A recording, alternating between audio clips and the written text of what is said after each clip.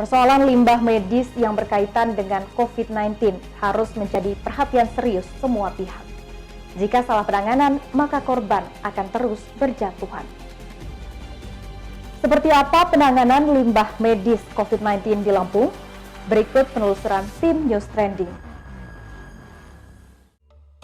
Rumah Sakit Umum Daerah Abdul Muluk yang merupakan salah satu rumah sakit rujukan penanganan pasien positif COVID-19 di Lampung mengklaim memiliki prosedur khusus dalam penanganannya. Mereka menyediakan ruang khusus yang diberi nama mentara, limbah medis bahan berbahaya dan beracun.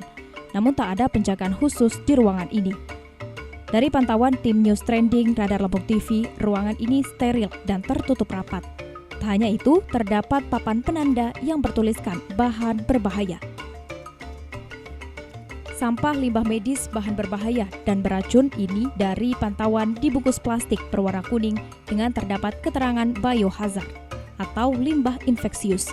Sampah-sampah yang ditumpuk ini tertutup rapat. Dalam hal pengelolaan limbah padat medis, Rumah Sakit Umum Abdul Muluk berpedoman pada standar yang berlaku sesuai dengan Peraturan Menteri Lingkungan Hidup Nomor 18 Tahun 2009 tentang cara perizinan pengelolaan limbah B3. Pedoman pengelolaan limbah padat medis.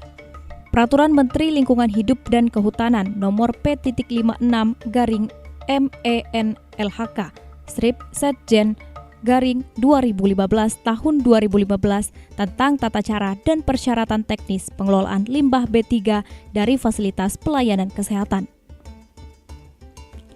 Surat Edaran Menteri Lingkungan Hidup dan Kehutanan nomor SE.2/MEN-LHK PSLB3 PLB.3/3/2020 tahun 2020 tentang pengelolaan limbah infeksius atau limbah B3 dan sampah rumah tangga dari penanganan COVID-19. Surat Menteri Lingkungan Hidup dan Kehutanan nomor S.167/MEN-LHK/PSLB3/PLB.3/2020 tahun 2020 tentang pengelolaan limbah B3 medis pada fasilitas pelayanan kesehatan darurat COVID-19. Kepala Bagian Umum dan Rumah Tangga Rumah Sakit Abdul Muluk, Silvi Arisanti mengatakan bahwa dalam hal pengelolaan limbah medis di Rumah Sakit Abdul Muluk hanya pada tahapan identifikasi, pemilihan, dan pewadahan sampai penyimpanan limbah sementara.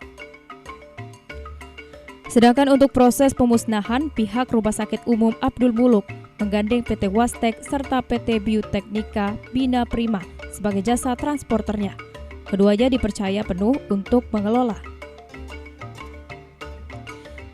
SOP kerjasama dalam penanganan limbah B3 yang juga di dalamnya termasuk limbah medis COVID-19 ini tertuang dalam surat perjanjian kerjasama nomor 388-WI-SP-KLB3-9-2019 nomor 002-BBP-SP-9-9-2019 pada tanggal 12 September 2019.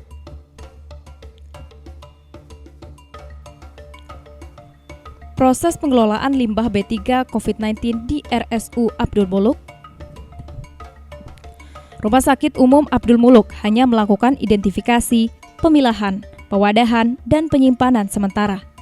Limbah medis B3 COVID-19 kemudian diangkut menuju tempat pemusnahan oleh PT Bioteknika Bina Prima. Limbah medis Rumah Sakit Umum Abdul Muluk berpedoman kepada Peraturan Menteri Lingkungan Hidup dan Kehutanan Nomor 56 MEN-LHK Tahun 2015 tentang tata cara dan persyaratan teknis pengelolaan limbah bahan berbahaya dan beracun dari fasilitas pelayanan kesehatan. Pengelolaan limbah medis pada RSU AM hanya pada tahapan identifikasi, pemilahan, pewadahan, sampai dengan penyimpanan limbah.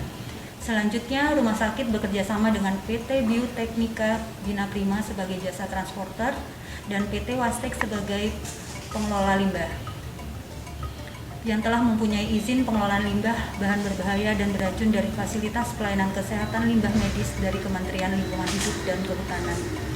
Adapun prosedur penanganan limbah pada Rumah Sakit Umum Abdul Muluk tertuang dalam standar prosedur yang telah dibuat terkait pengelolaan sampah medis COVID-19.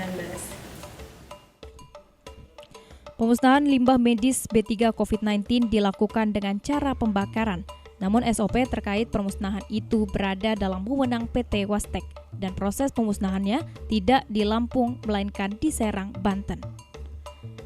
Sementara untuk memastikan limbah medis B3 ini sudah dimusnahkan atau belum, pihak PT Wastek nantinya melampirkan berita acara kepada Rumah Sakit Abdul Muluk jika limbah medis telah dimusnahkan.